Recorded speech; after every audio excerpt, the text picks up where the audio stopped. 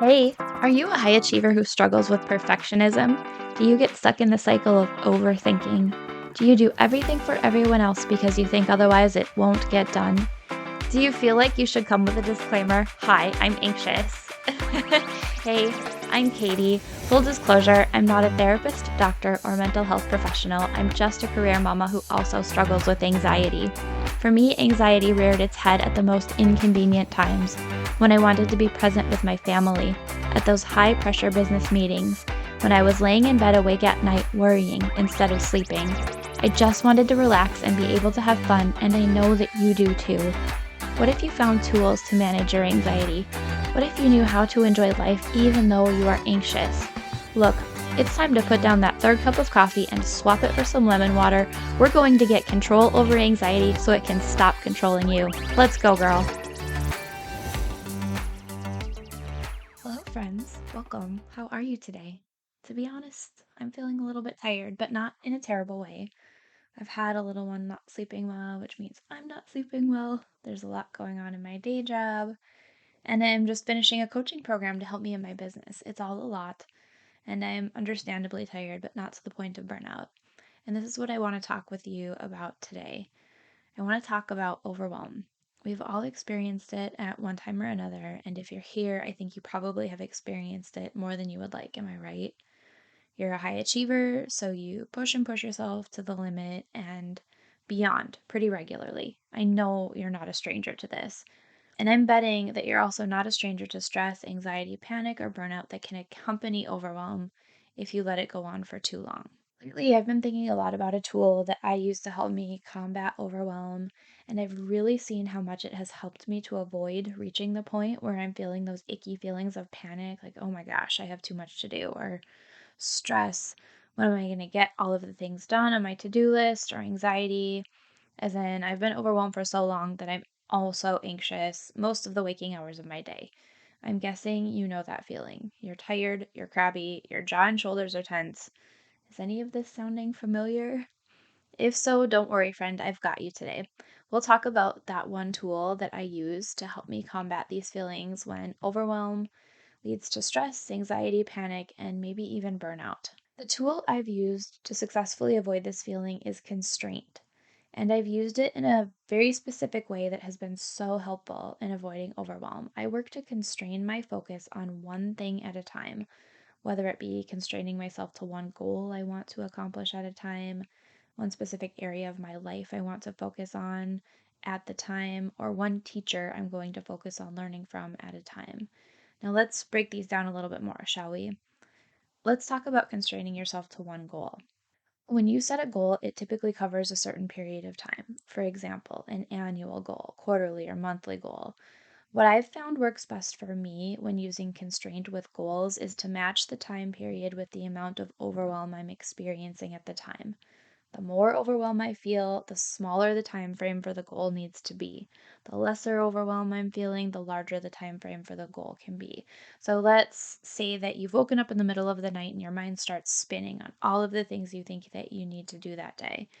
What you can do is choose one goal for that day, whether it's focusing on one area of your life, like your kids, or one task or project, like making your meal plan for the week and shopping, or completing your business expenses for the month. If you constrain your goal, you are forced to mentally break down what needs to be done and focus on just what's ahead of you, what the next step is, basically. Now, let's talk about constraining yourself to focusing on one area of your life at a time. In order to talk about this, I think we also need to talk a little bit about the concept of balance. As high achieving women, we know that balance in life doesn't necessarily exist, or is a concept that is taken to mean that we literally give equal amounts of time, energy, effort to each of the areas of our lives at all times. And that simply isn't possible. And I don't think desirable either, but that's another conversation for another day. Sometimes it can be helpful for you to choose that you will be focusing on a larger proportion of your time, energy, effort into one area of your life based on what's going on for you in that season of your life and the priorities that you have. Maybe you've decided you want your relationship with your partner to become a focus area for you during this time of your life. Perhaps you're launching a new program in your business so that you need to focus your time on that. or perhaps you've decided to focus on your physical health. And in order to do this, you may need to spend less time, energy, effort in other areas of your life. I want you to think about how doing this intentionally can help you avoid that overwhelm. For me, much of the relief I feel in making the decision to focus more on one area of my life comes from having made the decision, the purposeful decision to focus on that area, and communicating this to those around me who I may need support from can be all that I need to free up my mind from that overwhelm, anxiety, and the generally awful feelings that I can have when I haven't made the decision to consciously prioritize where I want to and what I want to. Finally, let's talk a little about constraining focus on learning from one teacher at a time. This is how I recently used the tool of constraint that I mentioned earlier. I participated in a group coaching program for my business. In doing this, I purposely and consciously made the decision to focus only on learning from this one coach and working on this one program to the exclusion of all other things. I did this so I could reap the maximum benefit from the program, and focusing only on this helped me eliminate overwhelm because whenever I was presented with the opportunity to focus on something else, because I had decided in advance who and what I was focusing on, it was easier to say no to the other thing.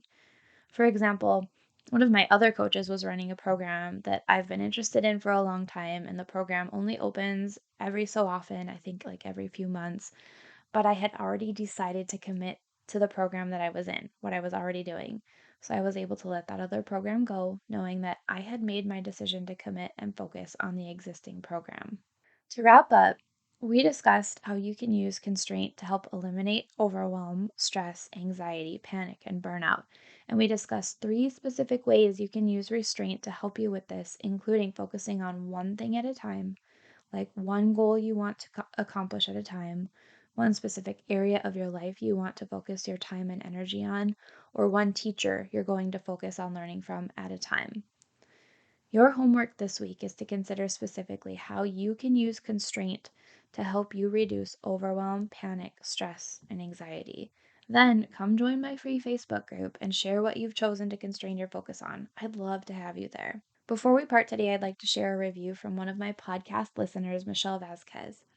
Michelle says, Katie's podcast is amazing. I am overly anxious, and this has helped me so much. Michelle, I can't tell you how happy I am to hear that the podcast has helped you. I know what it's like to be overly anxious, and you're why I'm here. Thank you for your support and for sharing your review with us. Also, friends, if you haven't already done so, would you please take a minute to go to Apple Podcasts and rate the show and leave me a review? By doing that, you not only give me important information that I need to create shows to help you, but you also help other incredible high achieving women just like you to find the show. Friends, I look forward to talking with you next week. Hey friend, thanks for being here. Did today's episode help you feel more in control of your anxiety? Did it inspire you to rest or relax? Or maybe it challenged you to really look at why anxiety is a part of your life. If so, I'd love to hear from you. If you would take 30 seconds, pause this episode, scroll down in Apple Podcasts, and leave me a review, I would be so grateful. See you next week. Disclaimer, I am not a medical professional, and this podcast is not providing therapy or medical treatment. Contents of the podcast are for informational purposes only and are not a substitute for professional medical advice, diagnosis, or treatment. Always consult your healthcare provider with your health questions and concerns.